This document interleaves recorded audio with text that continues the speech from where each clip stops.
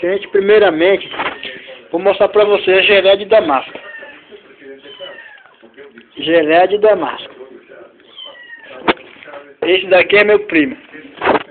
Bom, é modo de preparar pão.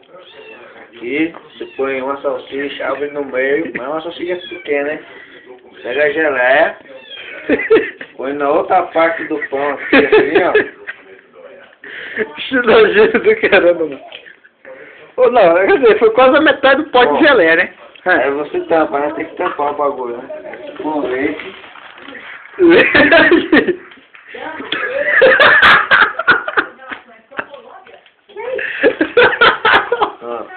Mas o leite aí é simples. Aí você fecha, aqui, amassa um pouquinho aqui, ó. Pra amassar e comer. E bom apetite, né?